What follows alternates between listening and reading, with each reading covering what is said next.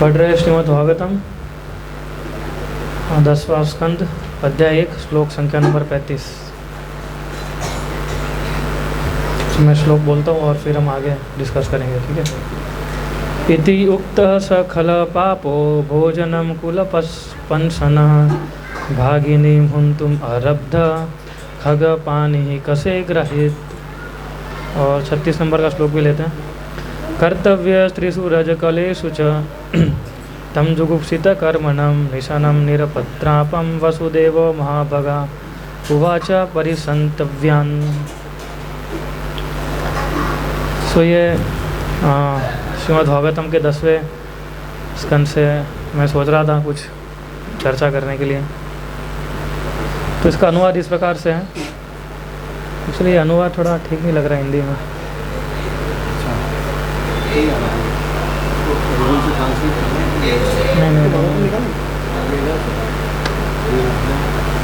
नहीं, मैं इंग्लिश पढ़ता हूँ।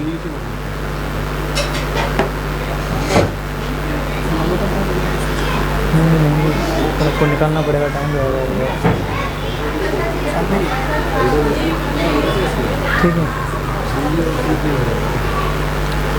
तो अनुवाद इस प्रकार से इसका कि Kansa was a condemned personality in the Bhoja dynasty because he was envious and sinful. Therefore, upon hearing this omen from the sky, he caught hold of his sister's hair with his left hand and took up his sword with his right hand to sever her head from her body. Purport. Kansa was driving the chariot and controlling the reins with his left hand, but as soon as he heard the omen that his sister's 8th child would kill him, he gave up the reins, caught hold of his sister's hair, and with his right hand took up a sword to kill her. Before he had been so affectionate that he was acting as his sister's chariot driver, but as soon as he heard that his self-interest or his life was at risk, he forgot all affection for her and immediately became a great enemy. This is the nature of demons. No one should trust a demon despite any amount of affection. Aside from this, a king, a politician, or a woman cannot be trusted, since they can do anything abominable for their personal interest. Chanakya Pandit therefore says, विश्वासो नैव कर्तव्य स्त्रीषु राज कुलेषु च। और 36 श्लोक का अनुवाद इस प्रकार से है। Wanting to pacify Kansa, who was so cruel and envious that he was shamelessly ready to kill his sister, the great soul Vasudeva, who was to be the father of Krishna, spoke to him in the following words. तात्पर्य: Vasudeva, who was to be the father of Krishna, is described here as Mahabhaga, a very upright and sober personality. Because although Kansa was ready to kill Vasudeva's wife, Vasudeva remained sober and unagitated. In a peaceful attitude, Vasudeva began to address Kansa by putting forward reasonable arguments. Vasudeva was a great personality because he knew how to pacify a cruel person and how to forgive even the bitterest enemy.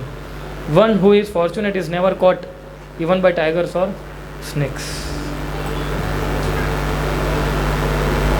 ओम अज्ञानतिमिरान्धस्य ज्ञानाञ्जनशलाकया चक्षुरुन्मीलितं येन तस्मै श्रीगुरुवे नमः। जय श्री कृष्ण चैतन्य प्रभु नित्यानंद श्री अद्वैत गदाधर श्रीवासादि गौर भक्तवृंद। हरे कृष्णा कृष्णा कृष्णा हरे हरे, हरे राम राम राम हरे हरे।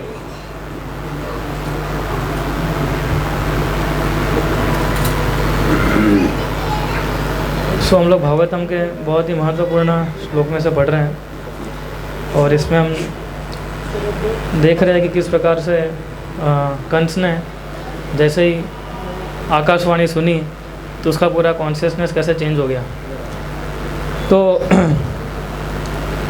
हम आज चर्चा करेंगे ज़्यादातर कि किस प्रकार से भौतिक सुख या भौतिक आकर्षण या भौतिक अटैचमेंट हमें भक्ति में कितना नीचे ले जा सकता है।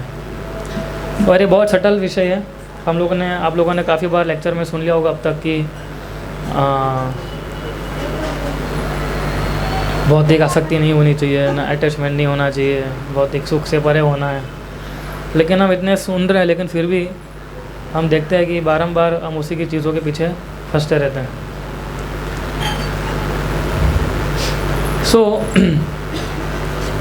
ये कंस की मेंटालिटी के बारे में इधर बता रहे हैं और प्रभुपाद जी इसके तात्पर्य में बहुत सारी चीज़ों का वर्णन बहुत सारी क्वालिटीज़ का वर्णन कर रहे हैं दोनों श्लोक के अंदर हम एक श्लोक में हम देख रहे हैं कैसे कंस एक आसुरी वृत्ति वाला व्यक्ति था, केवल एक आकाशवाणी सुन के कैसे तलवार निकाल के देवकी की हत्या करने के लिए तत्पर हो गया था।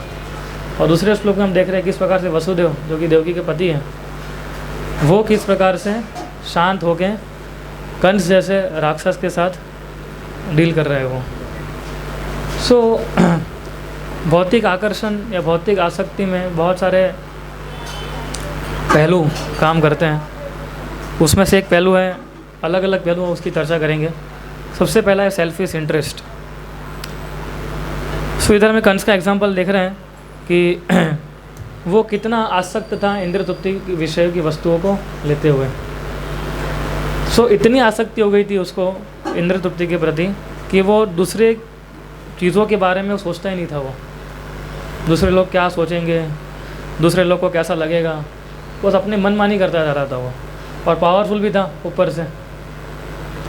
एक्चुअली अगर हमारे लिए ये सबसे बड़ा ऑब्स्टिकल है कि जब हमारे जीवन में सारी चीज़ें एकदम सही चल रही हो, हमारे पास अच्छा पैसा हो, अच्छी जॉब हो, अच्छा बिजनेस हो, तो ये सब एक्चुअली ऑब्स्टिकल है भक्ति के लिए। क्योंकि ये सारी चीज़ हमें बांध देती है, फिजिकली बांधती है, और मेंटली क्या सोचती है, मेंटली में क्या सोचते हैं कि अब मेरे पास सब कुछ है, अब मुझे किसी की ज़रूरत नहीं है। सो ये मेंटालिटी सेल्फिश इंटरेस्ट की तरह लेके जाती है हमें।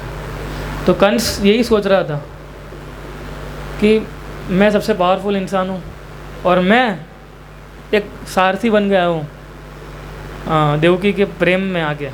तो मेरी छोटी बहन है, उसके प्रति इतना प्रेम है मुझे, इतना अफेक्शन है कि मैं क्या बन गया हूँ, एक सारथी बन गया हूँ। लेकिन आकाशवाणी ने पूरा उसका जो दोगलापन था वो दिखा दिया। इसलिए कई बार बोलते हैं अगर किसी व्यक्ति का स्वभाव जानना हो तो उसको कैसे जान सकते हैं, प्रोवोकिंग सिचुएशन में वो कैसे बिहेव करते हैं तब। और एक्चुअली तब हमें मालूम पड़ता है कि हमने कितना वैष्णव गुण डेवलप किया है। हमारे लिए भी एक परीक्षा है वो कि जब प्रोवोकिंग सिचुएशन आती है हमारे सामने तो हमारा टेस्ट होता है, कृष्ण हमारा टेस्ट लेते हैं। सो इसलिए सारी चीज़ होते हुए इंद्रियों को वश में रखना बहुत मुश्किल हो जाता है। और इसलिए कहा गया है हमारे शास्त्रों के अंदर कि इंद्रियों का कभी भरोसा नहीं किया जा सकता, मन का कभी भरोसा नहीं किया जा सकता। क्योंकि वो so called affection, so called love कब जाके हम देखते हैं कि कितने घनिष्ठ मित्र होते हैं वो भी कैसे एक दूसरे के दुश्मन बन जाते हैं। दो भाई होते हैं वो भी कैसे एक दूसरे के दुश्मन हो जाते हैं, है ना।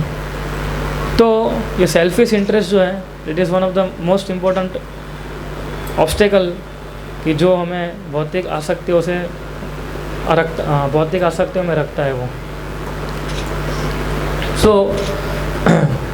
और ये सो कॉल्ड अफेक्शन और लव जो है वो बाद में परिवर्तित होता है लस्ट और ग्रीड में, काम और लोभ में। क्योंकि एक्चुअली तो प्रेम तो उत्पन्न हुआ ही नहीं है, तो प्रेम उत्पन्न नहीं होगा तो प्रेम का जो ऑपोजिट है काम वो उत्पन्न हो जाएगा, कुछ ना कुछ तो उत्पन्न होने ही वाला है। सो कंस का सेल्फिश इंटरेस्ट था कि वो हमेशा अपनी ही चीज़ों के बारे में सोचता था। वो हमेशा सोचता था कि मेरी इंद्रियों को संतुष्ट करने के लिए सबसे बेस्ट चीज़ जो है उसका मैं भोग करूँगा। और हम भी यही कई बार सोचते हैं कि पूरे विश्व की सबसे अच्छी चीज़ हो उसका मैं उपयोग करूँ। कई बार हम बोलते हैं कि हम लोग बोलते हैं कि प्रभुपाद जी ने और रूप गोस्वामी ने युक्त वैराग्य का प्रिंसिपल समझाया है। युक्त वैराग्य का मतलब भाई जो भी अच्छे से अच्छी चीज़ लो लेकिन उसको भगवान की सेवा में लगाओ। लेकिन युक्त वैराग्य स्टेज पे आने से पहले वैराग्य आना जरूरी है, तब युक्त वैराग्य आएगा। नहीं तो हम फिर क्या करेंगे, इतनी सारी प्रभुपाद की मोमेंट में सोचते रहेंगे हम लोग कि हाँ मैं तो ये भगवान की सेवा में लगा रहा हूँ, भगवान की सेवा में लगा रहा हूँ, लेकिन असलियत में हम किसकी सेवा में लगा रहे हैं, खुद की सेवा में। तो सेल्फिश इंटरेस्ट जो है बहुत ही खतरनाक चीज़ है ये। इस्कॉन के अंदर जब भक्ति कार्य में जुड़ते हैं तो हमें दूसरों के बारे में सोचना है। प्रभुपाद क्यों अमेरिका गए थे? क्योंकि वो दूसरे जीवों के बारे में सोच रहे थे इसलिए गए थे। हमारे जो गुरुजन हैं इतना कष्ट क्यों सहन किया, क्यों इतना ट्रैवलिंग करते हैं, क्यों बैक टू बैक इतने सारी जगहों पे वो भक्तों को मिलते हैं, उनको इंस्पायर करते हैं। भाई क्योंकि एक भक्त का ड्यूटी होता है कि वो हमेशा अपने बारे में नहीं सोचते हुए वो दूसरों के बारे में सोचता है। तो ये बहुत ही इम्पोर्टेंट एस्पेक्ट है जो हमें सीखना चाहिए। दूसरा है selfish interest, second is so called affection. So called affection यानी कि हम देखते हैं कि जैसे परिवार में बच्चे होते हैं, है ना, तुम कितना प्रेम और स्नेह दिखाते हैं बच्चों के प्रति या बच्चे माता पिता के प्रति, लेकिन जैसे ही बच्चा अगर माता पिता की बात नहीं सुनता है बड़ा होके, तो क्या वो अफेक्शन रहता है? नहीं रहता है। अगर बच्चा बोलता है कि मुझे भी ब्रह्मचारी बन जाना है, तो क्या वो अफेक्शन रहता है? नहीं होता है। तुरंत माता पिता क्या बोलते हैं, इसके लिए पढ़ा है क्या? हाँ, हमारा ध्यान कौन रखेगा, ये लोन कौन भरेगा? तो तुरंत ये सारी चीज़ें आने लगती हैं। तो ये सो कॉल्ड अफेक्शन जो है, इसको एक्चुअली सो कॉल्ड अफेक्शन कहा जाता है, कि प्रेम नहीं है। हाँ, हम जब छोटे होते हैं तो प्रेम करते हैं, राइट, लेकिन जैसे बड़े हो जाते हैं तो हम एक्सपेक्ट करते हैं कि अभी मैंने इसको बड़ा किया है, तो अभी इसकी ड्यूटी है कि वो मुझे अभी संभाले। हम सोचते हैं कि जो बच्चा जो है मेरी प्रॉपर्टी है। एक्चुअली हम सभी कृष्णा की प्रॉपर्टी है, कोई हमारी प्रॉपर्टी है ही नहीं। और फिर हम सोचते हैं कि मैं कंट्रोलर हूँ इसका, मेरा घर है और मेरे नियंत्रण में सारी चीज़ें चलनी चाहिए। अगर मेरे नियंत्रण सारी चीज़ें नहीं चलेगी तो मैं तुरंत ही, हम देखते हैं तुरंत अलग प्रकार का व्यवहार हमें देखने को प्राप्त होता है। इसलिए हम देखते हैं कि जैसे ही कोई सो कॉल्ड अफेक्शन है, प्रेम दिखा, तो हम सामने उसको प्रेम करते हैं, लेकिन जैसे ही हमारी इच्छा पूरी नहीं होती है या हमारे सेल्फिश इंटरेस्ट फुलफिल नहीं होते हैं, तो क्या होता है, वो अफेक्शन और प्रेम सब उड़ जाता है। इसलिए श्रीमद् भागवतम के अलग अलग स्कंद के अंदर बहुत ही स्ट्रांगली प्रहलाद महाराज के उपदेश अगर आप देखेंगे तो बहुत स्ट्रांगली बताया गया है कि किस प्रकार से हमें डिटैच होना चाहिए इस भौतिक संसार के अलग अलग चीज़ों से। तो ये सारे हम देखेंगे आगे कौन से प्रकार के आसक्तियाँ हैं, और उसका एक्सट्रीम एग्जाम्पल कौन है हमारे शास्त्रों में से, कौन है? सो कॉल्ड अफेक्शन का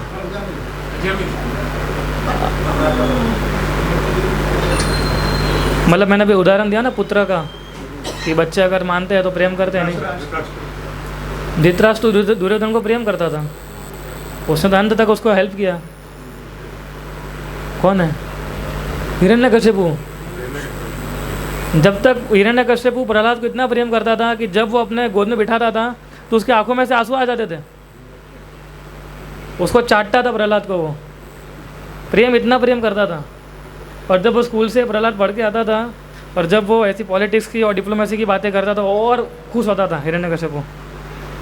लेकिन जैसे ही प्रहलाद महाराज ने धीरे धीरे करके अपना स्टैंड चेंज किया, तुरंत हिरण्यकशिपु का व्यवहार कैसा हो गया था, उसको मारने पे उतावला हो गया था वो प्रहलाद को, तो कुछ भी नहीं छोड़ा उसने। उसको इतना घमंड, out of pride and sensitivity, यानी घमंड के वश में आके और इंद्रियों की तृप्ति के वश में आके वो सोचने लगा कि अगर मेरा ही बेटा मेरी पूजा अर्चना नहीं करेगा तो मैं बाहर क्या बोलूँगा लोगों को।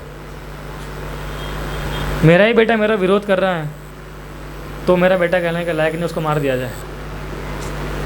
तो एक्सट्रीम एग्जाम्पल ये है कि किस प्रकार से जो सो कॉल्ड अफेक्शन और लव इस भौतिक संसार हम देख रहे हैं वो कैसे काम करता है। और तीसरा हम ये सोचते हैं कि केवल और केवल हम लोग हमारी खुशी के बारे में सोचते हैं, ओनली माई एन्जॉयमेंट। आप देखिए, अगर हम भक्त बनने के बाद भी अगर ये सोचेंगे कि नहीं मेरा परिवार और मैं इतना ही केयर करूँगा और इतना ही करूँगा, तो हम कैसे चलेगा, तो कृपा कैसे आगे तक जाएगी। तो खाली हमारे एन्जॉयमेंट के बारे में सोचना ही आसुरी वृत्ति है।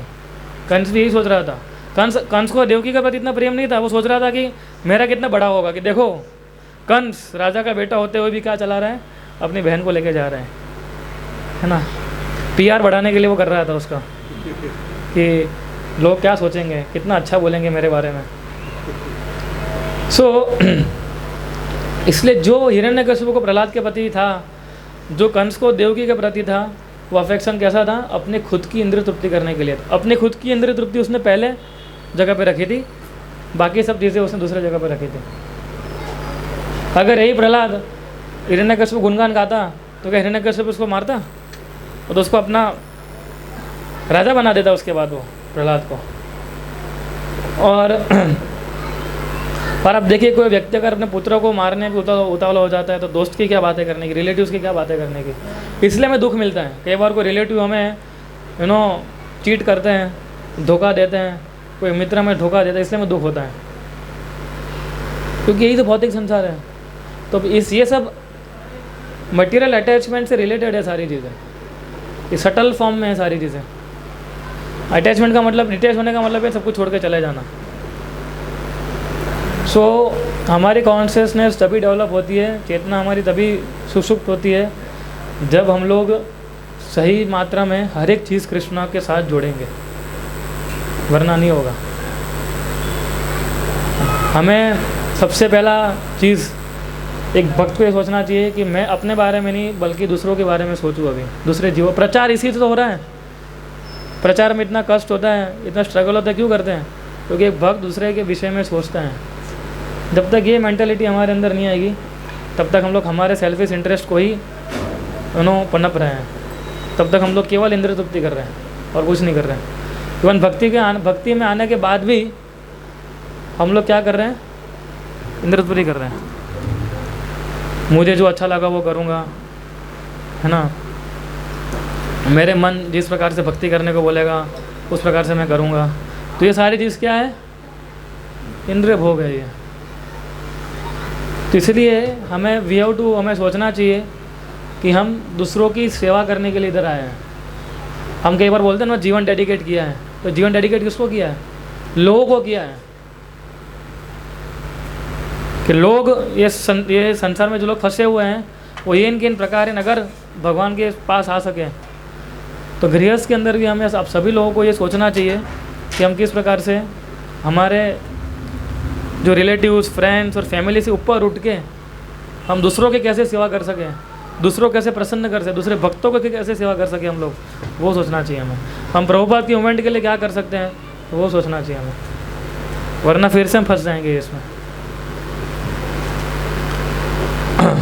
फिर एक मेंटालिटी हमारी एक ये होती है कि क्योंकि आपसे मुझे इंद्रिय तृप्ति मिल रही है इसलिए मैं आपसे प्रेम करता हूँ। जिस दिन वो इंद्रिय तृप्ति मिलना ख़त्म हो जाएगा, आप कौन और मैं कौन।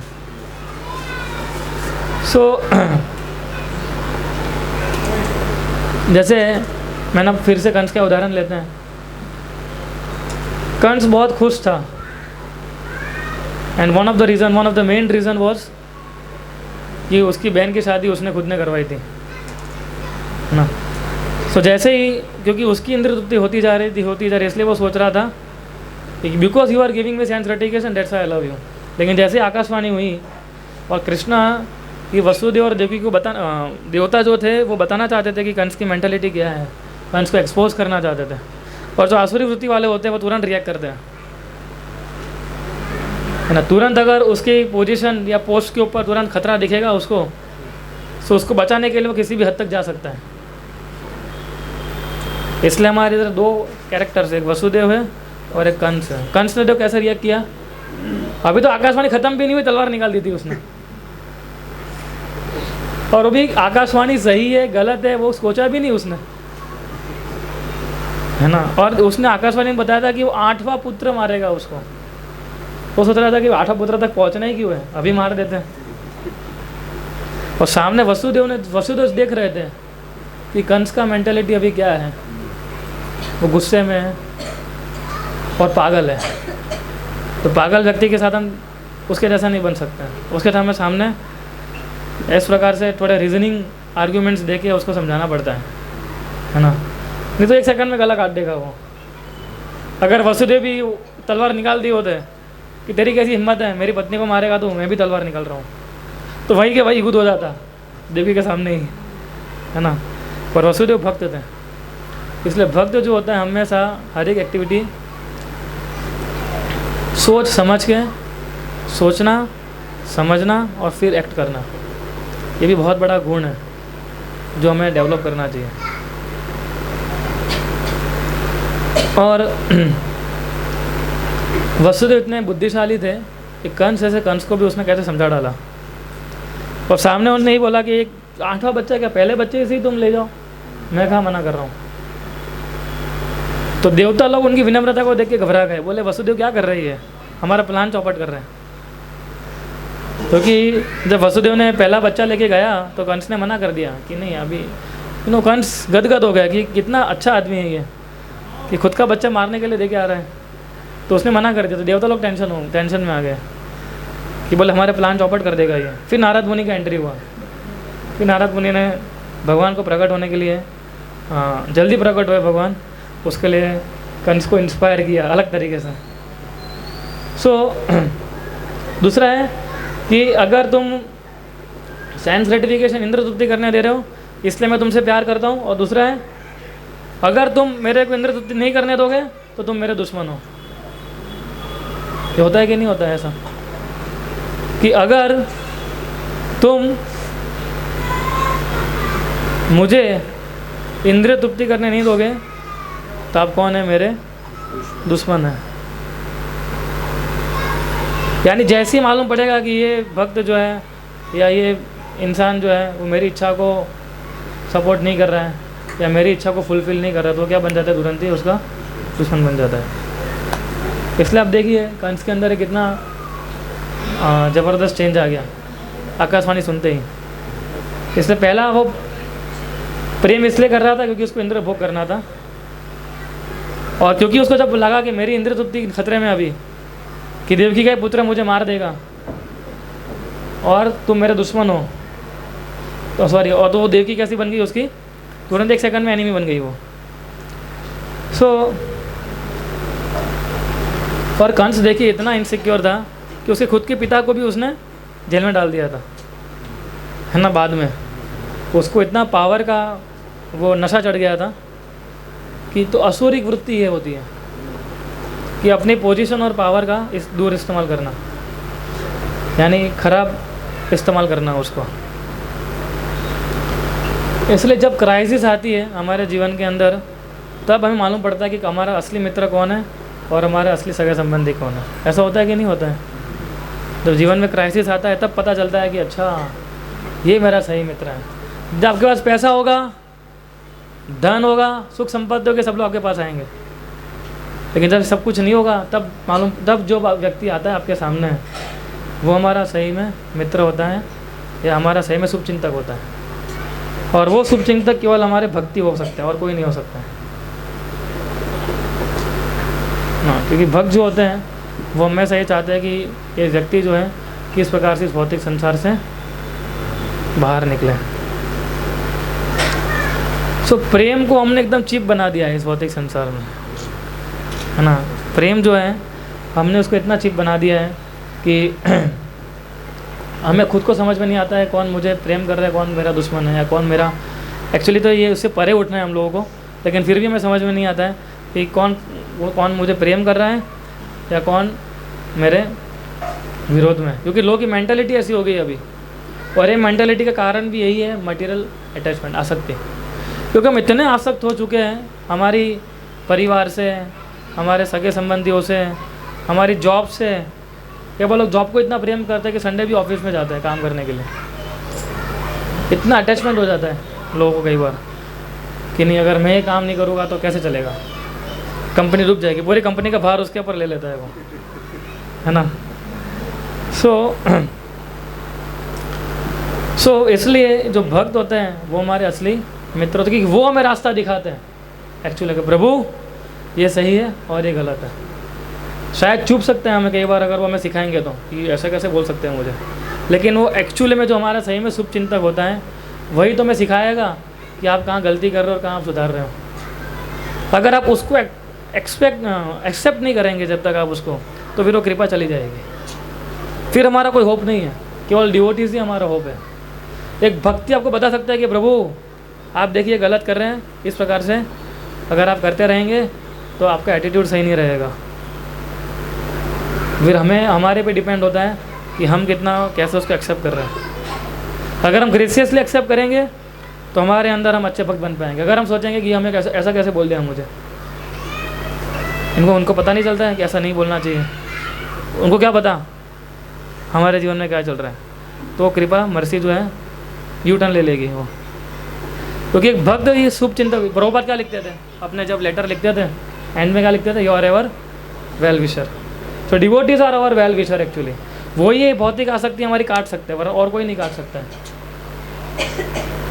एक डिवोटीज ही होता है जो हमारे सारे जो ये नॉट्स हैं, हृदय ग्रंथि जो है बंधी हुई है हमारी, वो सबको एक एक करके काट सकता है वो। अगर आप उसको काटने ही नहीं देंगे तो फिर आपकी ईगो को बढ़ाते रहिए, आपके फॉल्स ईगो को बढ़ाते रहिए, आपकी इच्छा को बढ़ाते रहिए। और हमको बताओ, अगर आपकी इच्छा हर जगह पूरी हो रही है ना, तो वो व्यक्ति हमेशा फ्रस्ट्रेटेड रहता है। कंस को देख लीजिए, पूरा समय क्या सोच रहा था कि मुझे जीना है जीना है जीना है जीना है, लेकिन क्या वो सही में जी पा रहा था? सही में क्या उसके पास सब कुछ था, लेकिन हमेशा जी पा रहा था? हमें तो डर रहता था उसको अभी मृत्यु आ जाएगी, अभी देवकी का बच्चा आ जाएगा, है ना। इसलिए भक्तों के भरोसा करना चाहिए हमें, सेंस एंजॉयर जो है उसके ऊपर भरोसा नहीं करना चाहिए। इसलिए प्रभुपाद जी तात्पर्य में सबसे इम्पोर्टेंट चीज़ बताते हैं कि जो व्यक्ति अपनी इंद्रियों को नियंत्रित नहीं कर सकता है उसको कभी भरोसा नहीं किया जा सकता। That person can not be trusted, क्योंकि वो अलग अलग माहौल में अलग अलग रिएक्ट करेगा। तो श्रील प्रभुपाद जी बोलते थे हमेशा कि पूरे विश्व के अंदर हमेशा लोग एक दूसरे को क्या कर रहे हैं, चीट कर रहे हैं। हमें तो सोच रहे हैं कि मैं इसको कैसे मूर्ख बनाऊं। बिजनेस में हम क्या करते हैं, अल्टीमेटली तो यही करते हैं ना, है ना। अगर ठीक है थोड़ा मुनाफा, हम लोग जितना मुनाफा कमाना है उतना कमा, लेकिन कई बार हमारी ग्रीड इतनी बढ़ जाती है कि फिर हम चीटिंग करते हैं, है ना। उसको ख़राब माल सामान दे देंगे, पैसा उतना ही देंगे लेकिन माल जो है वो ठीक से नहीं देंगे उसको, या पैसा लेके भाग जाएंगे, या पैसा वापस नहीं करेंगे। और हम देखते हैं दो ही चीज़ में लोग कितना चीटिंग करते हैं, पैसों के मामले में और एक स्त्री और पुरुष के मामले में, है ना। तो ये दोनों ही चीज़ किसके रिलेटेड है, एन्जॉयमेंट के रिलेटेड, सो कॉल्ड एन्जॉयमेंट के रिलेटेड है। So we have to trust devotee and not a sense enjoyer. लेकिन अगर और ये सब कुछ एक्सप्लोटेशन किसके मुताबिक हो रहा है, अफेक्शन और प्रेम। और लोग कई बार इतना अफेक्शन दिखाते हैं, हमें लगता है कि माय गॉड, इसके अलावा तो मतलब अभी हमारा सबसे बड़ा शुभचिंतक है। तो समझना चाहिए, एक भक्त समझा पा सकता है कि सही में शुभचिंतक हमारा कौन है। इतना याद रखिए, जो व्यक्ति हमें बोलता है कि प्रभु या माता जी आप इस प्रकार से अगर आप जीवन जिएंगे तो आपकी भक्ति नष्ट हो सकती है ना, आपके अंदर ये अच्छे गुण डेवलप नहीं होंगे, वही हमारा असली शुभचिंतक है। वरना तो लोग कि अगर आपको ग्लोरिफिकेशन सुनना है तो डिवोटीज एक्सपर्ट है ग्लोरीफाई करने में भी, है ना। अगर महेंद्र को सुनना चाहता है कि नहीं प्रभु जी मेरे हमेशा ग्लोरीफाई करें, तो हम तो बहुत ग्लोरीफाई कर सकते हैं इनको, लेकिन क्या उससे हमारी भक्ति आगे बढ़ेगी? नहीं बढ़ेगी। इसलिए हमें हमारे गुरु के ऊपर फेथ होना चाहिए कि हमारे जो गुरु हैं वो कभी हमें चीट नहीं करेंगे।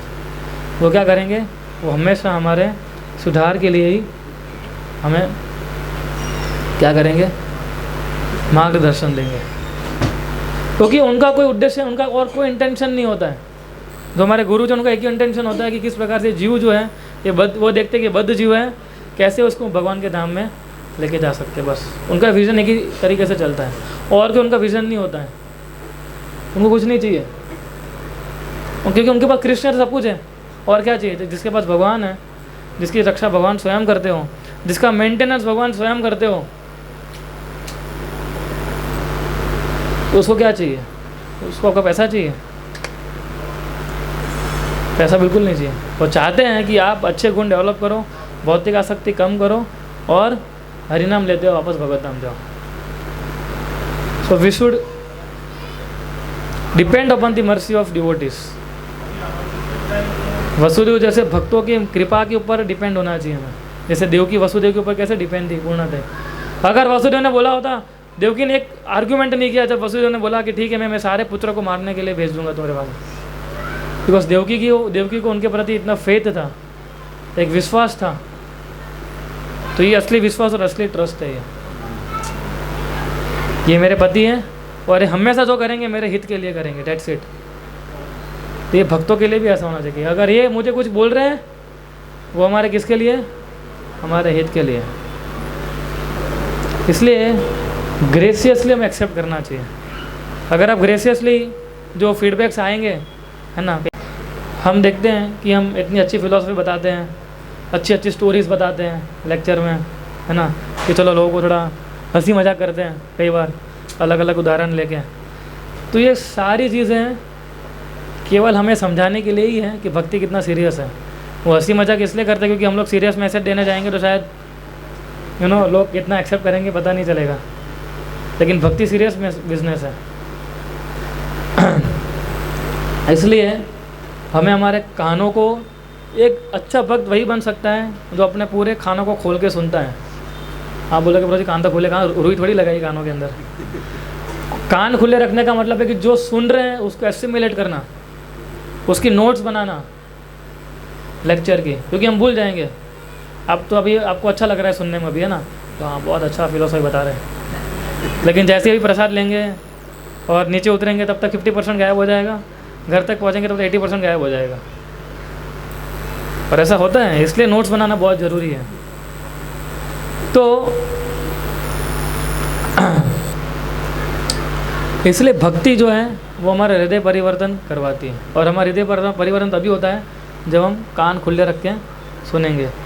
Open ears, open mind and open heart, है ना। ओपन माइंड के साथ सुनना चाहिए।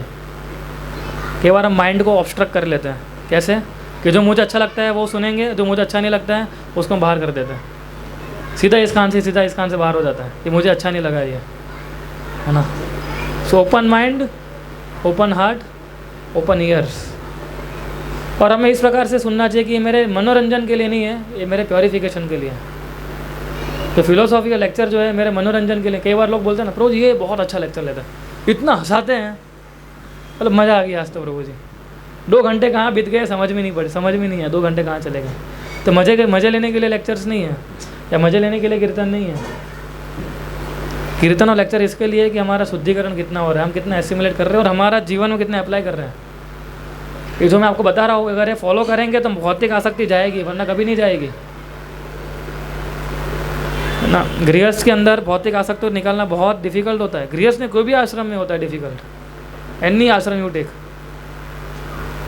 हाँ, सो इसलिए कहा जाता है, कई बार आप कितना भी नरेशन सुन लो, कितना भी आप देखिए बाहर के लोग कितनी कथाएं करते हैं, म्यूज़िक सब ताम झाम लेके कथा करते हैं, उनका हृदय परिवर्तन होता है? कुछ नहीं होता है। एक माला भी नहीं कर पाता है वो, एक माला छोड़ एक माला के अंदर हाथ भी नहीं जाता है उसका 7 दिन के बाद। लेकिन जब हम लोग जीवस्ती करते हैं 6 दिन के बाद, है ना, जब 7वें दिन पे वो आता है नेक्स्ट, एक फ्राइडे के बाद, हम लोग कैसे उसके हाथ माला के अंदर डाल देते हैं प्रेम से, इसको लीजिए और यही करते रहिए। और माला के अंदर हाथ है उसके लिए उसको डाकोर लेके जाते हैं फिर, है ना। तो उसको बोलते हैं कि सही तरीके से लोगों को प्योरीफाई करना, उनको एक अपॉर्चुनिटी देना इस प्रकार की। इसलिए आप सभी से निवेदन है कि you listen with open heart, open ears and open mind, because dear devotees are to help you. ये भक्त आपको मदद करने के लिए है, नहीं तो हमारा जीवन बाहर की तरह हो जाएगा। फिर उसने ये बोला, उसने वो बोला, उसने ऐसा किया, उसने वैसा किया, तो फिर तो बाहर के जीवन में और इसके जीवन में क्या अंतर है बताइए आप। फिर तो यही हो गया ना, पायस एंटरटेनमेंट करने के लिए नहीं ये सारी चीज़ें, है ना। कई बार पायस एंटरटेनमेंट हो जाता है कि आज तो कीर्तन है, आज तो पूरा कीर्तन में बैठेंगे, आज लेक्चर है, ठीक है, जाते हैं, है ना। तो बोले मुझे कीर्तन बहुत अच्छा लगता है, इसलिए मैं एकदम कीर्तन में पार्टिसिपेट रहूँगा पूरा 10 घंटा 12 घंटा। लेकिन यही हमारा श्रवण करने पर भी, जैसे कल बता रहा था मैं, ऐसे ही जब टॉक कर रहा था कल हरिनाम संकीर्तन करने के बाद, तो बता रहा था ना कि ये कुछ एंटरटेनमेंट करने के लिए नहीं है हमारी चीज़ें, ये सीरियस बिजनेस है भक्ति जो है वो। अगर आपने क्वालिटीज़ डेवलप करने के लिए प्रयास नहीं किए, तुरंत 1 सेकंड के अंदर हम उड़ जाएंगे। फिर आप भले 16 माला करो, 32 माला करो, 64 माला भी क्यों ना करो, फिर भी हमारी कॉन्शियसनेस चेंज नहीं होती, क्योंकि एक तरफ हम अपराध कर रहे हैं, ठीक है, और दूसरी तरफ हम क्या कर रहे हैं, जो भक्त हमें कुछ सिखा रहा है वो सीख भी नहीं रहा है। तो हमारे अंदर विनम्रता कैसे आएगी? विनम्रता तब आती है जब हम एक्सेप्ट करते हैं कि हाँ मेरी एक गलती और मुझे ऐसा नहीं करना चाहिए था, तब विनम्रता आती है। तब कृष्ण देखते को इसको दुख हो रहा है कि मैंने ऐसा व्यवहार किया, तब कृष्ण विनम्रता और सब सारी सारी चीज़ें ऑटोमेटिकली शुरू होती है। तब हरि नाम काम करना शुरू करता है हृदय के अंदर कि हो एटलीस्ट कम से कम उसको पता तो है। सो इसलिए लव और ट्रस्ट ये कृष्ण भावनामृत जो हमारी मूवमेंट है उसका बेसिस, उसका फाउंडेशन है। श्रील प्रभुपाद हमेशा बोलते थे कि इस मूवमेंट के जो मुख्य 2 पिलर हैं वो ये है, लव एंड ट्रस्ट। प्रभुपाद बोलते थे fibre of the sustenance of this movement are this 2 ideals, love and trust. Without trust there can be no love. अगर आप किसी को भरोसा नहीं करो तो प्रेम आएगा? कभी नहीं आएगा। And without love there can not be Krishna consciousness. अगर प्रेम नहीं होगा तो कृष्ण भावनामृत कभी नहीं हो पाएंगे हम लोग।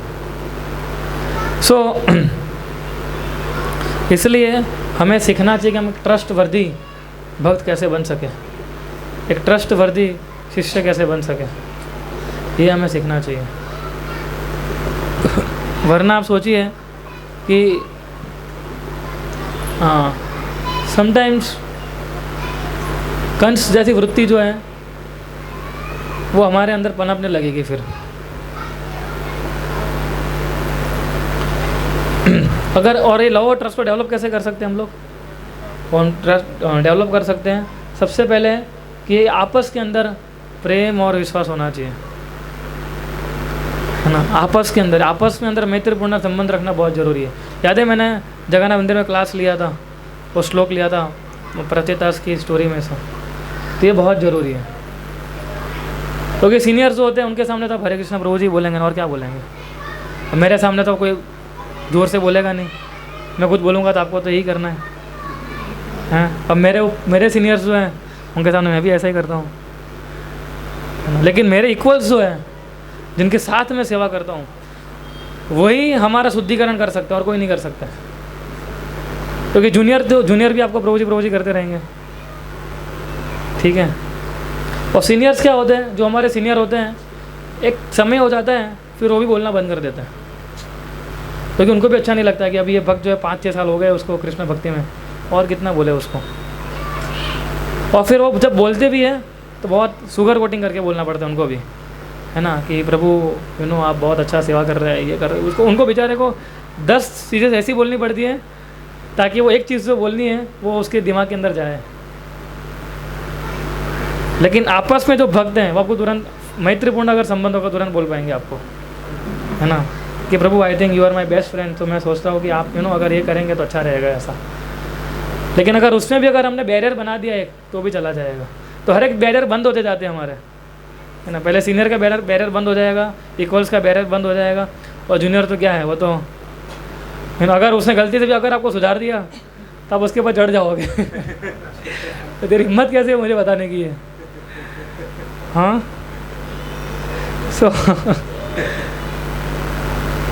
सो इसलिए लव और ट्रस्ट डेवलप करने के लिए सबसे पहले हमें करना पड़ेगा, सीखना पड़ेगा कि मेरी इंद्रियों को कैसे कंट्रोल करूँ मैं। लव और ट्रस्ट को डेवलप तब होता है जब हम सीखेंगे कि मेरी इंद्रियों को मैं कैसे कंट्रोल कर रहा हूँ। बिना इंद्रियों कंट्रोल करने के लिए कुछ भी नहीं होगा इसमें से।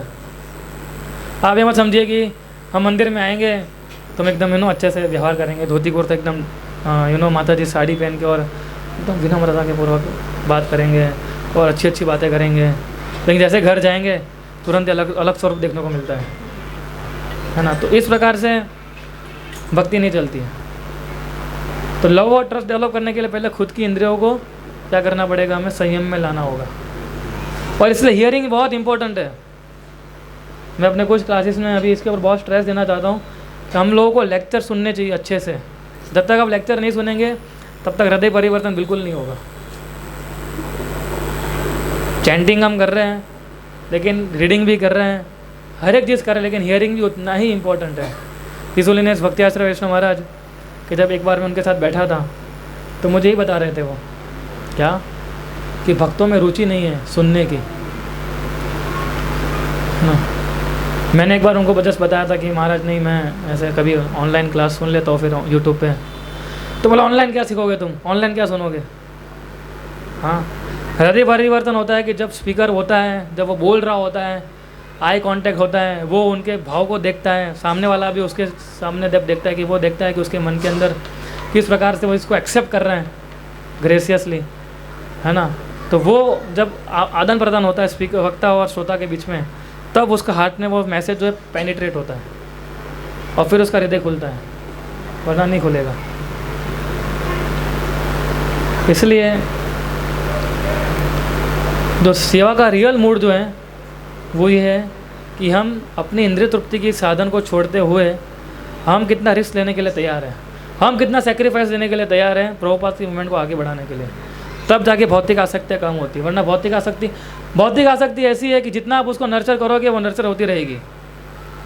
हमें कुछ ना कुछ तो सेक्रीफाइस करना पड़ेगा अगर भक्ति में आगे बढ़ना हो तो, वरना सेक्रीफाइस किए बिना हम कभी भक्ति में आगे नहीं बढ़ पाएंगे। वो ये टैग लाइन है।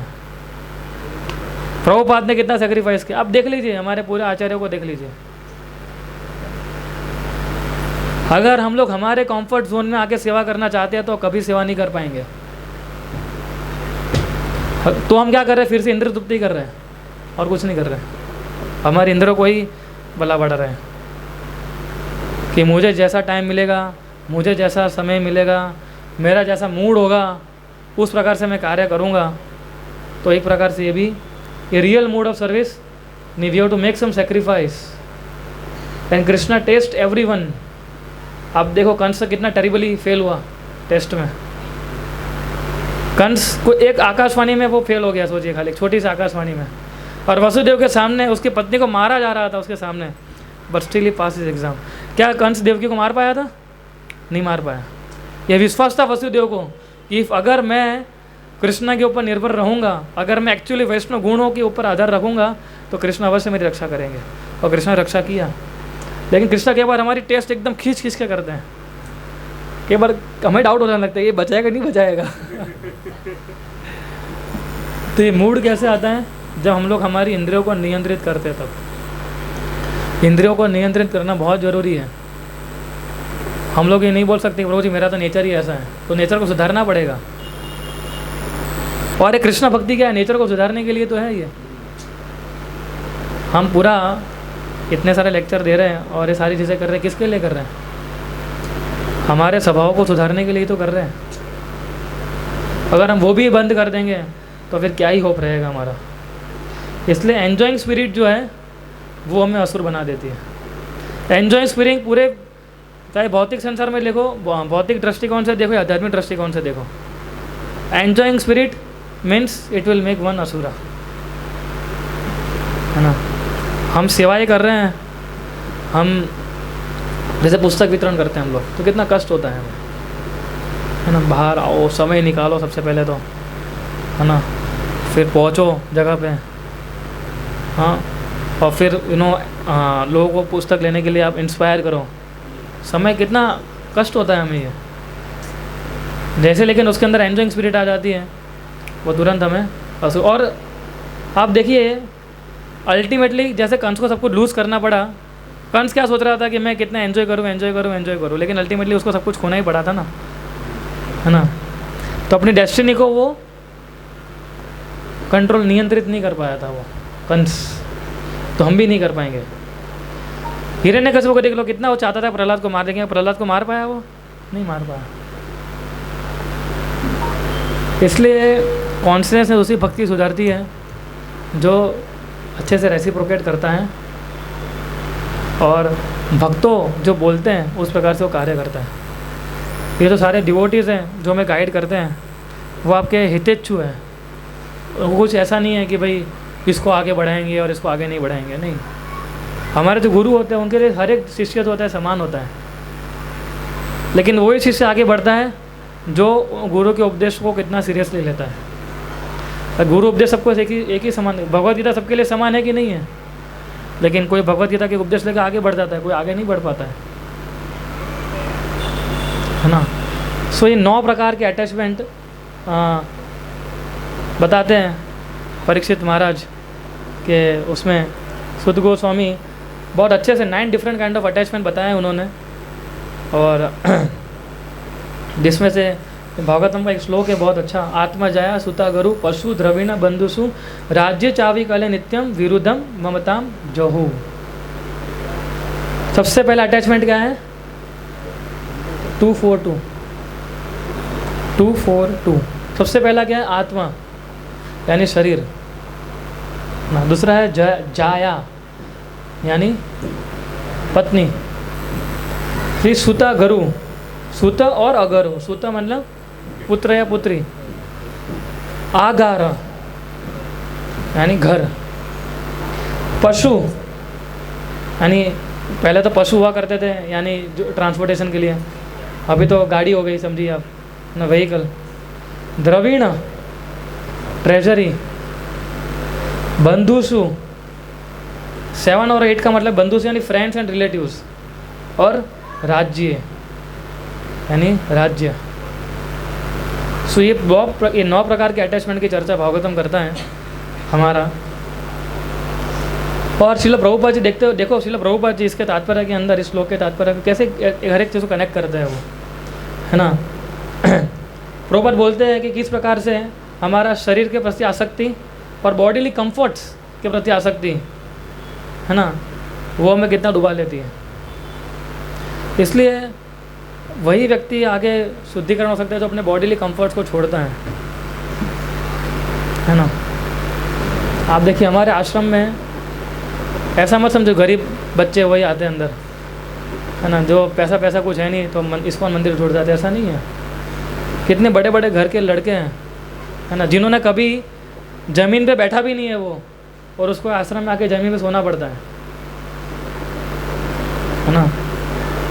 उसको ऐसे है, हमारे मंदिर में भी ऐसे 1-2 लोग हैं। मैं बीच में बता रहा था ना आपको, एक लड़का, मैं उससे बात, मुझे नहीं मालूम था इतना वो है, तो मैं तो ऐसी बात कर रहा था उसके साथ, ध्यान है कि हम दोनों की, अरे मतलब इतनी प्रॉपर्टी इसके नाम पे, और ही saving so his earnings, I mean उसकी अर्निंग भी इतनी अच्छी थी, और उसका जीवन आप देखोगे, है ना, हर एक प्रकार की मिनिमल सर्विसेज करता है। मंदिर में जाके झाड़ू मारता है, डीटी किचन जाके बर्तन सफाई करता है।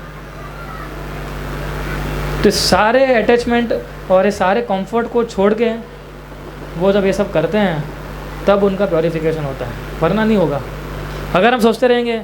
इसलिए मैं फिर से बता रहा हूँ लेक्चर के अंदर, अभी मैंने इसी में 2 बार बोल चुका, तीसरे बोल रहा हूँ कि कंफर्ट जोन को हमें छोड़ना पड़ेगा, तब तक हम कभी भी कृष्णा को प्रसन्न नहीं कर पाएंगे,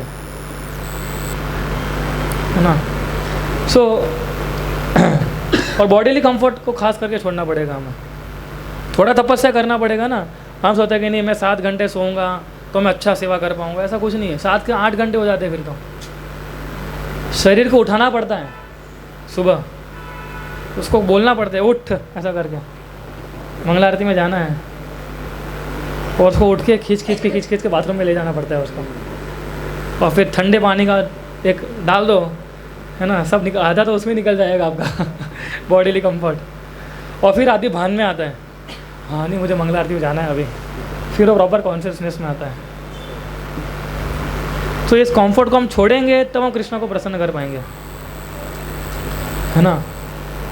इसलिए श्रीमद् भागवतम के अंदर ये बताया कि सारे अटैचमेंट जो है एक प्रकार से अगर हमने उससे वर्कआउट नहीं किया तो वो हमें हृदय ग्रंथि में बांध देंगे। ये सब क्या वित्तेर है, अथ गृह सुत आप वित्तेर, है ना। ये सभी चीज़ कैसे शुरू होती है बताइए, घर संसार कैसे शुरू होता है? सबसे पहले एक लड़का एक लड़की से आकर्षित होता है ना, वहाँ से शुरुआत होती है पूरा कि हाँ ये बहुत अच्छा दिखता है, ये बहुत अच्छी दिखती है। तो अरेंज मैरिज में क्या होता है आपने देखा तो होगा ना शादी करने से पहले,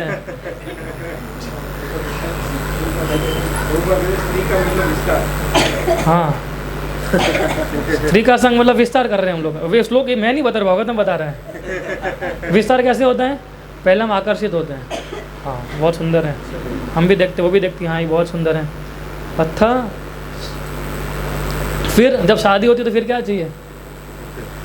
घर चाहिए ना। घर के बिना तो आप कहाँ रहोगे, जंगल में तो रहोगे नहीं। सब शिव जी से तो आप आकर्षित होते नहीं हैं, शिव जी तो रह पाते थे, है ना। और पार्वती देवी थी सही में कि जो रह रही थी लेकिन इस भौतिक समय पार्वती देवी जैसी पत्नी मिलना वो मुश्किल है अभी। सबसे पहले तो देखते हैं ना, अभी तो मैं कई बार मैसेज आते हैं, कई बार है ना जो मजाक में लोग मैसेज लिखते हैं, मजाक कुछ लोग तो सही भी लिखते हैं कि 30 लाख सैलरी होनी चाहिए, क्यों ना, घर पे माता पिता नहीं होने चाहिए, है ना, पूरा लिस्ट आता है उस प्रकार से, है ना। अगर इतना घूमने ले जाना पड़ेगा साल में, राइट, तो फिर घर चाहिए होता है, फिर क्या आता है, बच्चे आएंगे, और फिर जो हम कमाते हैं, है ना, अच्छा गृह सुता,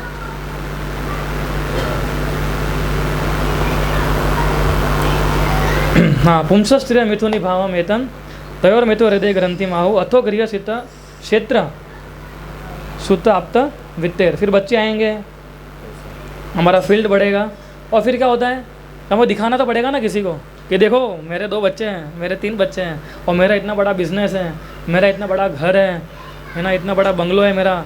अब देखिए 10 तो कम से कम कमरे हैं उसमें, हाँ, अगर आप गैरेज पे जाएंगे तो 10-15 तो गाड़ियाँ हैं। अब मैरिज में इतना सारा, मैरिज में होता क्या है शादी में, खाली तो मतलब वही करना तो वही है कि दोनों, यू नो, जो अपने पुत्र और पुत्री है उनको ब्याह करवाना है। बाकी सब तो क्या 90% तो किस लिए हम करते हैं कि दिखाने के लिए कि देखो कितना वैभवशाली शादी हमने मनाया। सो और फिर इस प्रकार से विस्तार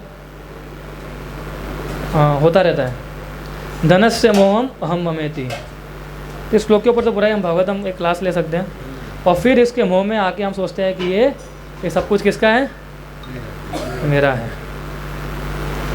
सो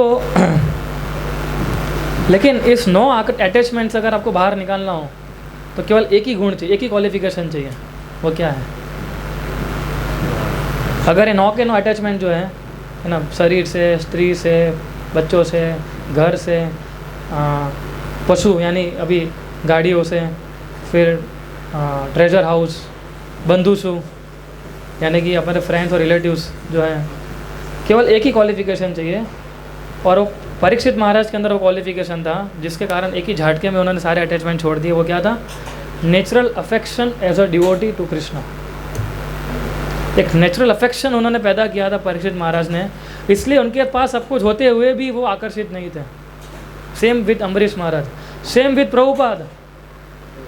प्रभुपाद के पास कितना सारा था, जब वो सब फैल गए इस्कॉन, उसके बाद तो उनके डिसाइपल मरते थे, मतलब प्रभुपाद को सबसे अच्छी चीज़ देने के लिए।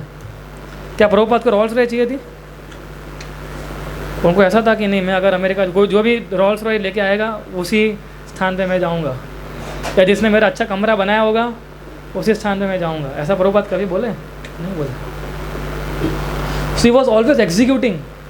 परीक्षित महाराज ऑलवेज एग्जीक्यूट कर रहे थे अपनी ड्यूटीज़ को, ये सोचते हुए कि मैं कृष्णा के बिहाफ पे ड्यूटी कर रहा हूँ। इसलिए हमें भी हमारी ड्यूटीज़ ऐसे ही एग्जीक्यूट करनी है। घर जो हाउस होल्ड ड्यूटीज़ होती हैं, ये कृष्ण ने मुझे ये डिपेंडेंसी दी है, इतने लोग दिए हैं, पत्नी दी है, बच्चे दिए हैं, ताकि मैं अच्छे से उनको भी कृष्ण की सेवा में लगाऊं और खुद भी मैं कृष्ण की सेवा में लगू हूँ। So we are trustees, we are guardians. हमारे इस अहम ममेती का मतलब क्या होता है? ये समझ लेना कि मेरा है। फिर फंस गए हम लोग, समझो। जब सोचा कि ये सब कुछ मेरा है, ये मेरा बेटा है, मैं बोलूँ वैसा ही करना चाहिए, वरना वो गया, है ना, ये मेरी बेटी है, मैं बोलूँ वैसा ही करना चाहिए, वरना वो गई। तो इस प्रकार का व्यवहार अगर हम करते रहेंगे तो हम इस अटैचमेंट से बाहर नहीं निकल पाएंगे। इसलिए ये बहुत इंपॉर्टेंट लाइन है, ये जो मैं आर्टिकल पढ़ रहा था उसमें से, कि attachment for household paraphernalia and for Lord Krishna go poorly together. Attachment for household paraphernalia and for Lord Krishna go poorly together. अगर आप सोचोगे कि नहीं मैं एकदम भौतिक सुख संपत्ति भी रखूँगा और साथ में कृष्ण की सेवा भी करूँगा, तो समझ जाओ कि आप कभी नहीं कर पाएंगे। क्योंकि दूसरा अटैचमेंट जो है वो आपको अंधकार की ओर ले जा रहा है, और दूसरा अटैचमेंट जो है वो आपको रोशनी की तरह ले जा रहा है।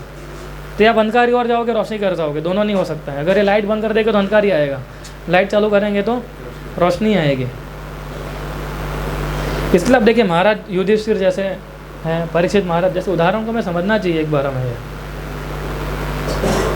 इसलिए जो व्यक्ति निर्बंध कृष्ण संबंध है, यानी जो व्यक्ति सारे भौतिक कनेक्शन को छोड़ के भगवान के नामों का जप करता है, भगवान के नामों का चिंतन करता है, या फिर दूसरे शब्दों में कह सकते हैं कि जिसने सीरियसली श्रीमद् भागवतम को सुना है, जैसे परीक्षित महाराज ने सुना था या पढ़ा है उसने, है ना, वही इस भौतिक संसार से अटैचमेंट से मुक्ति पा सकता है, वरना और कोई नहीं कर सकता है। और हमारे आचार्य जो है श्रील प्रभुपाद जी, उन लोगों ने अपने आचरण से सिखाया है। ये सारी चीज़ें हमें लेनी है कृष्ण के प्रचार करने के लिए, बस किसी चीज़ों से आसक्त नहीं रहना है हमें, है ना। हमें ये देखना है कि इसीलिए भागवतम को पढ़ना और सुनना बहुत इम्पोर्टेंट है। जो व्यक्ति भागवतम से आसक्त नहीं हुआ है वो कभी भी अच्छी क्वालिटीज़ डेवलप नहीं कर पाएगा। अच्छी क्वालिटी डेवलप करना बहुत ज़रूरी हो जाता है, तभी हम आकर्षण से। देखो ये मैंने बहुत सारे पॉइंट्स बताए, है ना। उसमें से मुख्य पॉइंट्स अगर मैं बोलूँ आपको, तो पहला था कि इंद्रियों को संयम में रखना। शुरुआत वहाँ से करनी है हमें, कंट्रोलिंग ऑफ द सेंसेस। और अगर इंद्रिय नियंत्रण में नहीं आएगी, उसके लिए बहुत तपस्या करनी पड़ती है। इंद्रिय आपको क्या समझते हैं, ऐसे कंट्रोल में आ जाएगी? नहीं आएगी। हमारा तो कैसा है, क्योंकि गृहस्थ में कैसा होता है, हमें जो भी इवन फूड भी हमें जो खाना अच्छा लगता है मिल जाता है, वो है ना।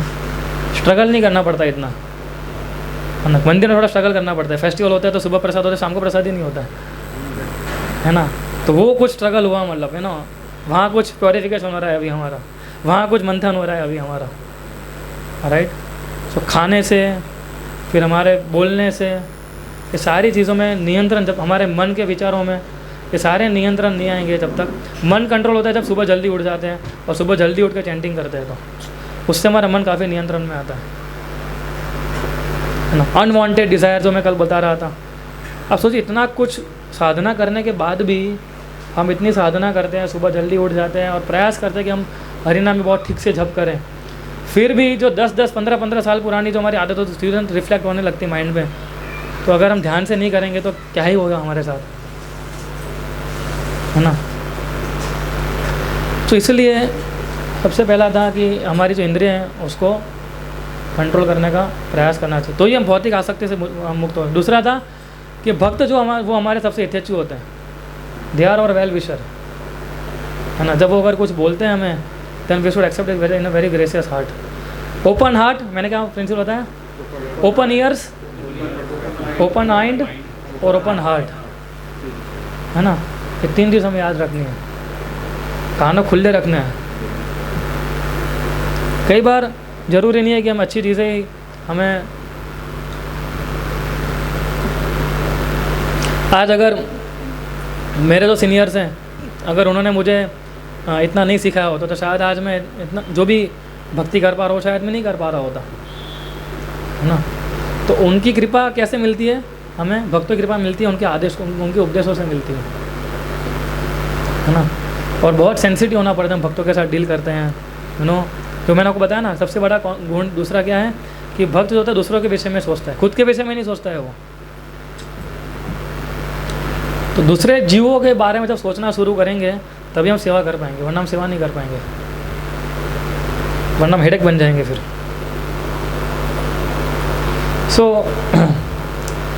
ये लेक्चर आप बाद में भी सुन सकते हैं, रिकॉर्डेड जो है। प्रभुपाद की जो श्लोक है 242, उसमें प्रभुपाद लास्ट लाइन में बहुत अच्छा लिखते हैं कि even if we are not able to give attachment on our own, if we sincerely hear Srimad Bhagavatam even for one day from authoritative source, then by the potency of Srimad Bhagavatam we will lose affinity for material things and gain attraction for Krishna.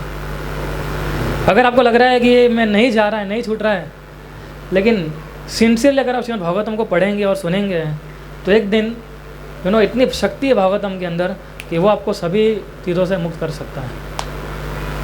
ठीक है, तो हम conclude करते हैं प्रार्थना से। आज हम लोग हरिनाम वीक आज हम लोग शायद समाप्त कर रहे हैं, ठीक है ना। कि हरिनाम से प्रार्थना करनी चाहिए कि मैं भी एक अच्छा भक्त बन सकूं, सेंसिटिव भक्त बन सकूं, दूसरों के विषय में सोचूं, राइट।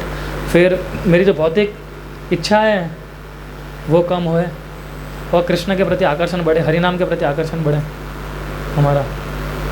आज भी आप देखिए कि जब हमें कोई चीज़ अच्छी लगती है तो हम कैसे भागते हैं उस चीज़ को प्राप्त करने के लिए। भक्ति में क्या अच्छी वो लाना पड़ता है हमें, लेकिन वो आएगा, पहले फोर्स करना पड़ेगा अपने आप को लाने के लिए। You to force our self, भक्ति करने के लिए फोर्स करना पड़ेगा, उठने के लिए। फिर वो धीरे धीरे प्रेम से फिर हम एक दिन आएगा ऐसा कि जब हम लोग यू नो अलार्म के बिना भी उठ पाएंगे हम लोग। हमारे काफ़ी डिवोटीज ऐसे हैं जो जिनको अलार्म जरूरत नहीं पड़ती उठने के लिए, चिंता, मेरे गुरु महाराज जब मैं लास्ट टाइम सूरत में था तो सुबह नहीं उठ पा रहे थे उनकी एज के कारण, और महाराज एकादशी के दिन महाराज पूरी रात सोए नहीं।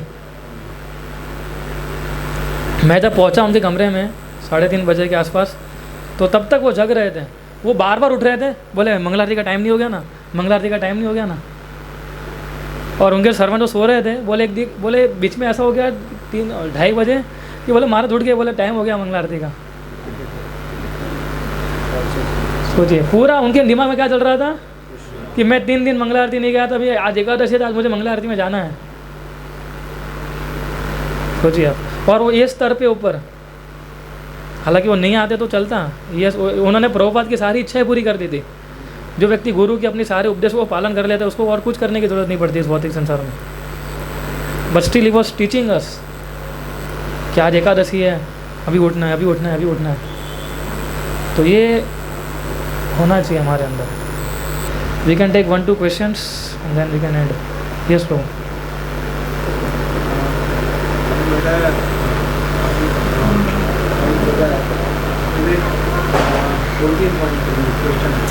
एक तो पहला एक प्रश्न है, कभी कभी हम देखते हैं कि वक्त इतनी इजीली लेते नहीं है। हम लोग बोल रहे हैं लगता है कि हमारी ज़िंदगी में दखल अंदाजी हो गया है, पर्सनल स्पेस में घुस रहे हैं, ऐसा उनको फायदा होता है।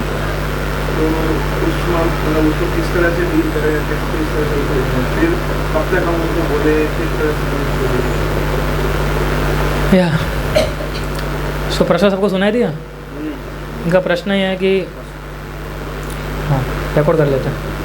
उनका प्रश्न ये है कि कई बार का हम जब भक्तों कुछ बोलते हैं तो वो एक्सेप्ट नहीं कर पाते ग्रेसियसली, और कई बार उनको सोचते हैं कि भाई है ना हमारे जीवन में क्यों अननेसरी बीच में आ रहे हैं, है ना। मैं तो अपना जीवन जी रहा हूँ, आप अपना जीवन जियो, मैं मेरा जीवन जी रहा हूँ, हाँ, so let me live my life. यही प्रश्न है ना अल्टीमेटली आपका।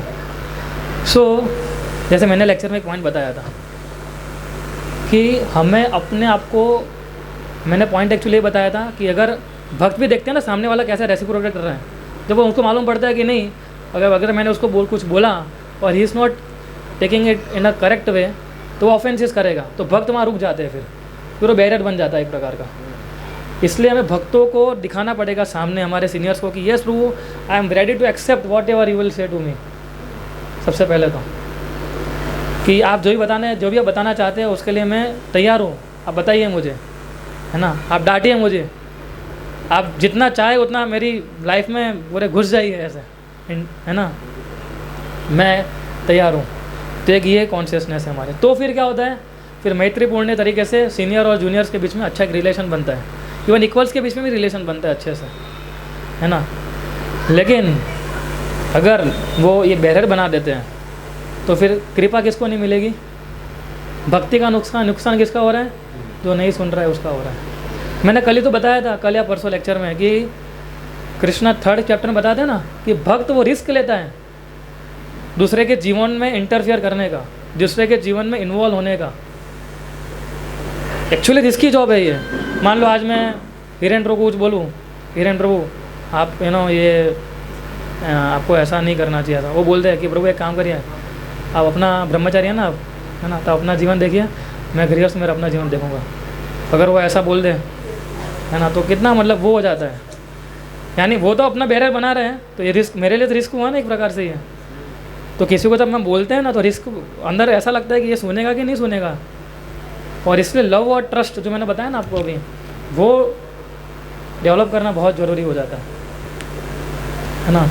इसलिए नहीं तो फिर क्या होगा, वो बताना बंद कर देंगे। एक्चुअली भी ऐसा होता है, they don't say then, we have to open our hearts like with our seniors. और वो जब कुछ बोलते हैं, है ना, तो हमें उसको ग्रेसियसली एक्सेप्ट करना चाहिए। तो आपने जो प्रश्न पूछा कि हमें क्या करना चाहिए, तो सबसे पहला है कि वी हैव टू डेवलप। सबसे पहला है, देखो हमेशा शुरुआत किसी भी चीज़ से होती है, वैष्णव क्वालिटीज़ से होती है ना। तो सबसे पहले हमारा ट्रस्ट और प्रेम हमें बढ़ाना चाहिए, है ना। और सामने वाले व्यक्ति को भी समझना चाहिए कि ये व्यक्ति जो है मेरे अच्छे के लिए बोल रहा है ना। लेकिन अगर बार बार बोलते हुए अगर कई बार ऐसा लगता है कि नहीं इनको शायद अच्छा नहीं लग रहा है, और फिर वो ऑफेंसेस करने लगेंगे, तो फिर हम किसी सीनियर का अप्रोच करते हैं, है ना। नेक्स्ट स्टेप क्या है, फिर हम किसी को अप्रोच करते हैं कि भाई प्रभु मुझे ऐसा लग रहा है कि ये नहीं तो फिर वो क्या करेंगे, ऑफेंसेस पे आ जाते हैं। फिर अगर आप देखिए पहले तो वो बता रहे हैं, वो तो उनके अच्छे के लिए बता रहे हैं, लेकिन सामने वाला ग्रेसियसली एक्सेप्ट नहीं कर रहे हैं, तो सामने वाला क्या करेगा, अपराध करने बैठेगा। फिर ऑफेंसिव मेंटालिटी आ जाती है, फिर हरिनाम काम करना बंद कर देता है ना। सो अगर हमें ऐसा लगता है कि भाई कोई किसी डिवोटी को अगर ऐसा लगता है कि ये हमारी पर्सनल स्पेस में इन्वॉल्व हो रहे हैं, तो सीनियर क्या करेंगे, एक रोक देंगे। फिर वो क्या बोलेंगे, हाँ ठीक है प्रभु जी, वो जो कृपा आ रही थी वो कृपा रुक जाती है। फिर आप समझे ना, वो फिर आपको गाइडेंस लेने में, फिर आपको कुछ अगर आप कुछ गलत कर रहे हो उसको रोकने में, फिर वो रुक जाते हैं, वो बोल नहीं पाते वो। तो भक्ति का नुकसान किसका हो रहा है, आपका होगा। वो तो अपनी भक्ति करते जा रहे हैं, वो तो समझ गए हैं, है ना। सो लेकिन अगर हम लोग हमारी चर्चा करें, है ना, तो मैं आप सबसे यही निवेदन करूँगा कि take feedback in a very gracious way. कोई भक्त जो है, भक्तों को भगवान ने अधिकार दिया है ये कि प्रभुपाद क्यों इंटरफेयर नहीं किया सब, वो तो पूरा अमेरिका को इंटरफेयर किया, पूरे देश को इंटरफेयर किया प्रभुपाद तो, है ना। तो ये भक्त ग्रेसियसली हमें कुछ बता रहा है तो हमें एक्सेप्ट करना चाहिए उसको, है ना।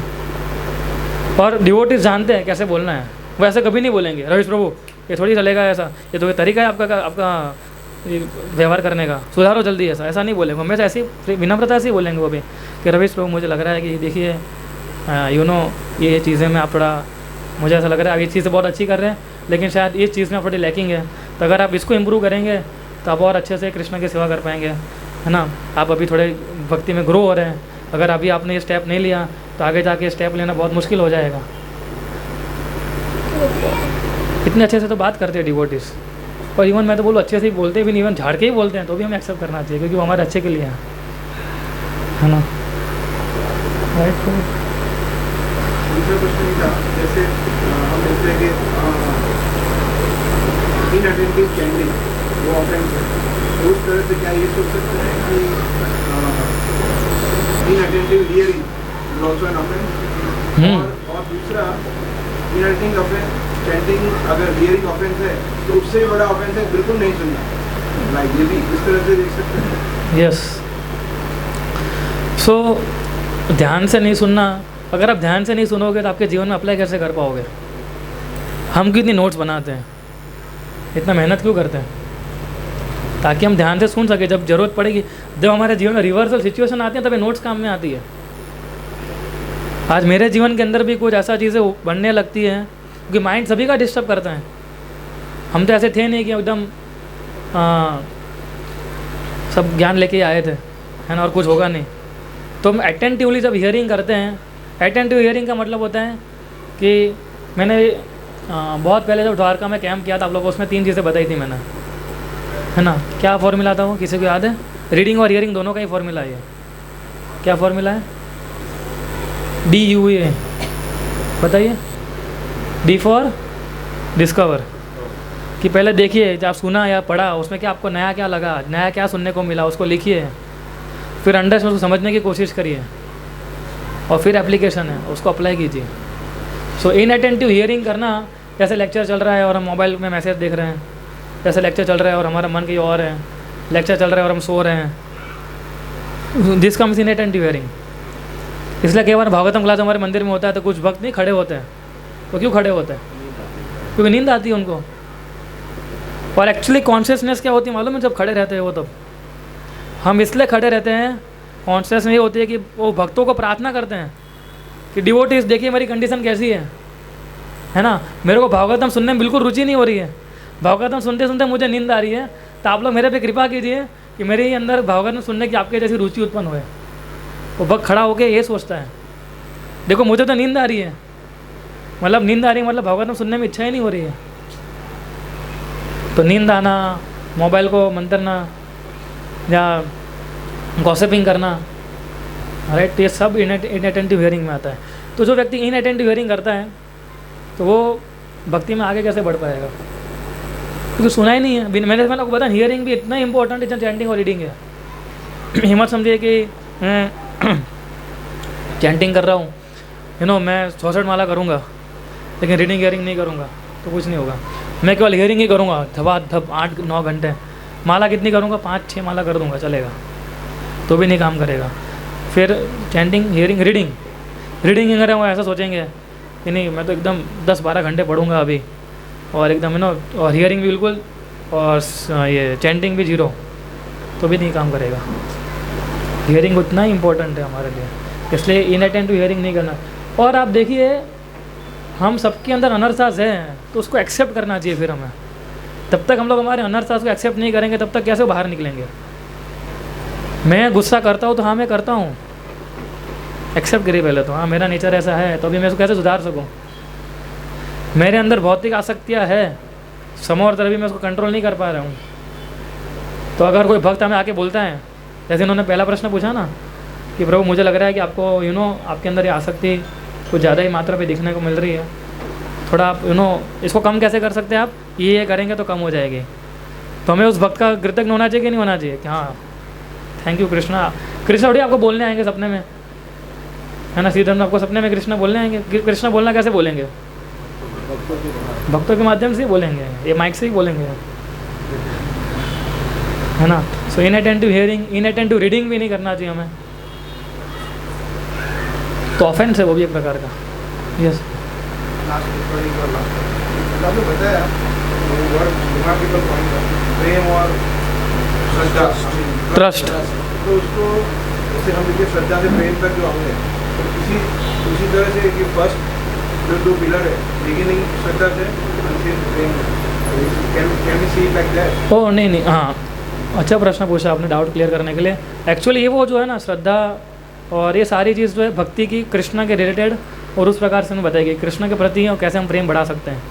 ये लव एंड ट्रस्ट जो है वो हम आपस में बात कर रहे थे डिवोटीज़ के बीच में, है ना, कि डिवोटीज़ बीच में ट्रस्ट होना कि भाई नहीं ये हरीश गोविंद प्रभु है, प्रेम विलास प्रभु है, या कोई भी सुमन सागर, ये लोग जो मुझे बताएंगे दे आर ट्रस्ट वर्दी डिवोटीज़, है ना, कि ये मुझे जो कुछ भी बताएंगे वो हमेशा मेरे हित के लिए होगा।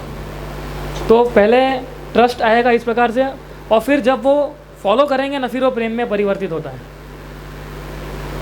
फिर क्या होता है, जैसे प्रभुपाद को उदाहरण लीजिए कि प्रभुपाद जी को पहले उन लोगों ने विश्वास किया ना, ट्रस्ट किया कि नहीं स्वामी जी कुछ तो अच्छा दे रहे हैं हमें, है ना, कुछ तो ऐसा दे रहे हैं। और दूसरा क्या था कि स्वामी जी कुछ मांग नहीं रहे हैं, प्रभुपाद कुछ मांग उसको उल्टे का खिला रहे थे उन लोगों को, तो खुद बना के, है ना।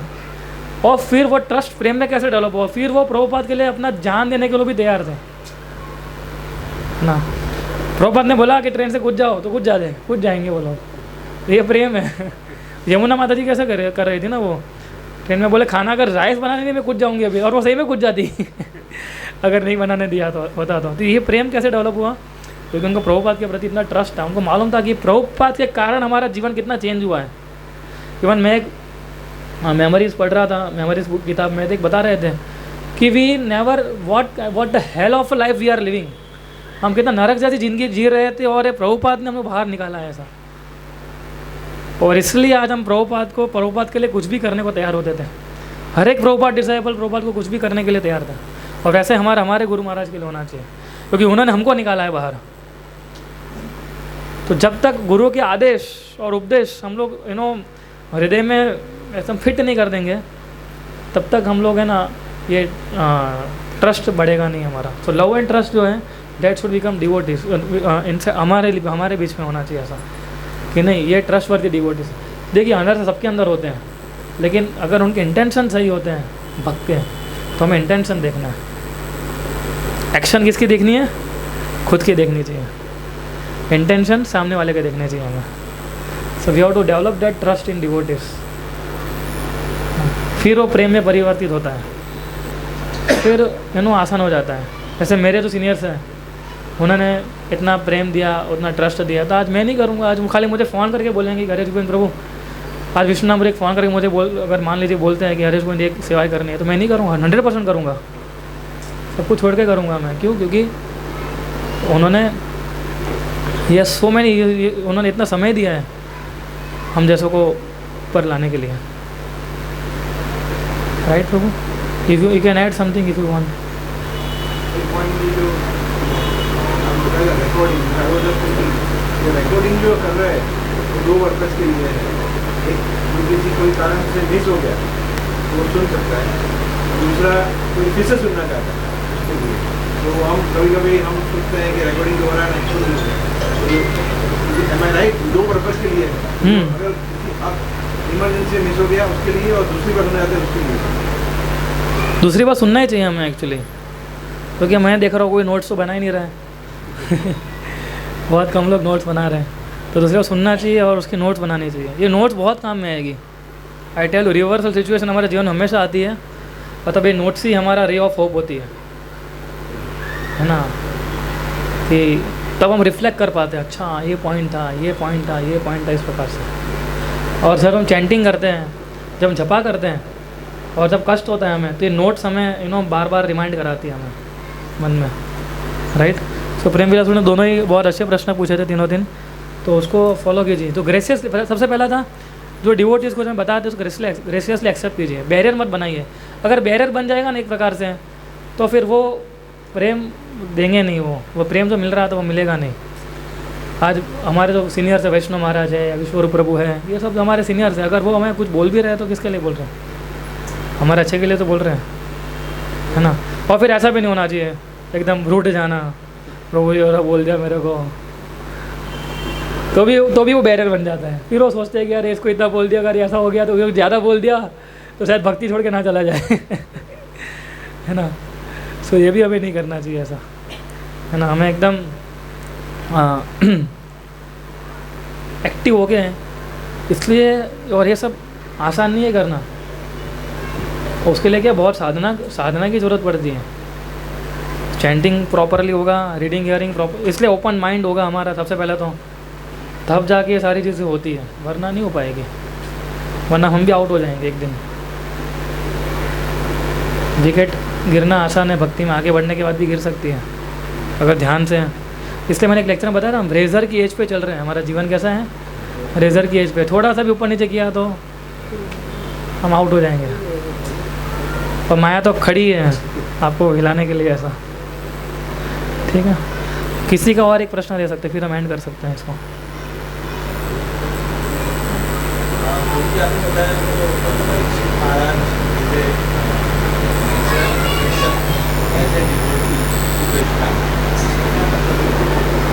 नेचुरल अफेक्शन का मतलब है,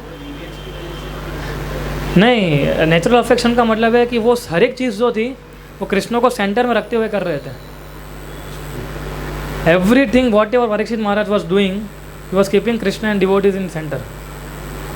इसलिए वो सेंटर में रख रहे थे, इसलिए उनका अफेक्शन ऑटोमेटिकली बढ़ गया था कृष्ण के प्रति, और इसलिए वो किसी भी चीज़ के आसक्त नहीं थे। वो परीक्षित महाराज ने शादी किया हुआ था ना, उनका घर तो मतलब पूरे अहमदाबाद के घर इकट्ठा करो, इतना बड़ा घर था उनका, तो महल था, वहाँ रह रहे थे वो तो, लेकिन फिर भी आसक्त नहीं थे वो, क्योंकि उनका गोल एक्चुअली क्या, हमारा मन सबसे बड़ा प्रॉब्लमेटिक है।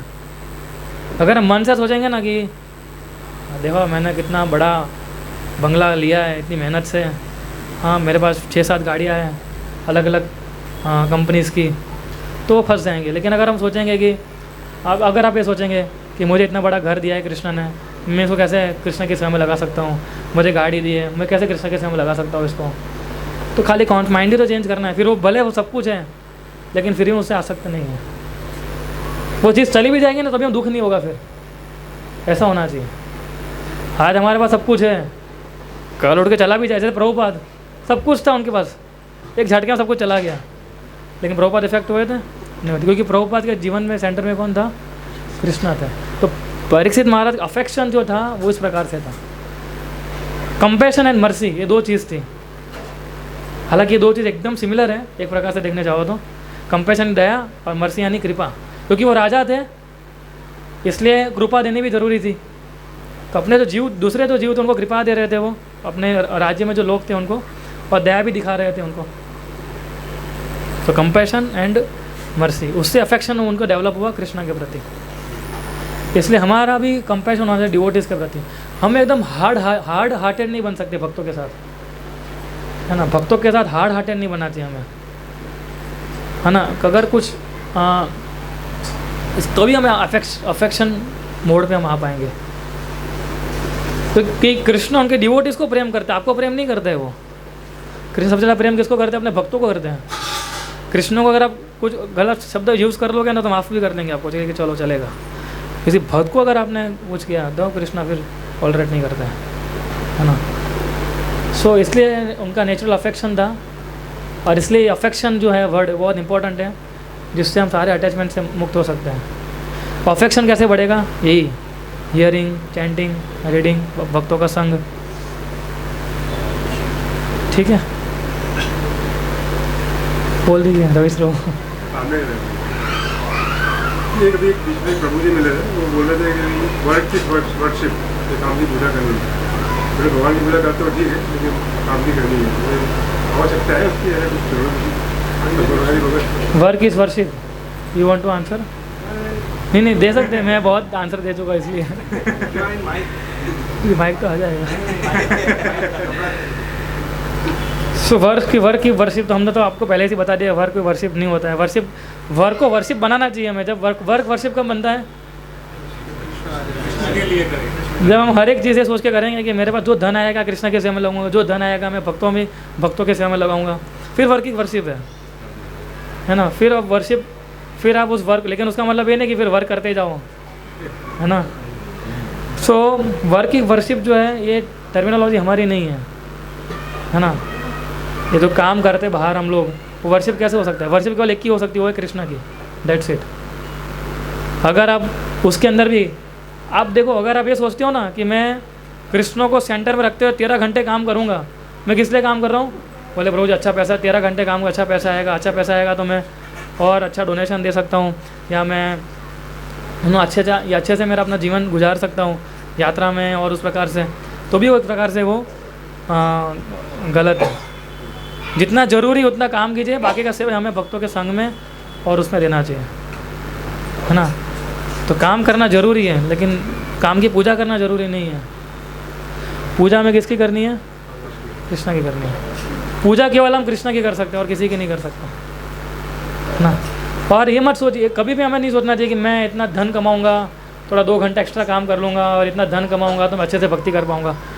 एक्चुअली धन और भक्ति जो है इतना कुछ इंटरलिंक नहीं है ना। I can tell you devotees जो इतने धनी नहीं है लेकिन अच्छे भक्त हैं। अभी मैं हमारे यूथ में एक कॉन्ग्रीगेशन है, नई शादी की उसने, तो मैं तो ऐसे ही उनके साथ बैठा था और मुझे बता रहा था ऐसा।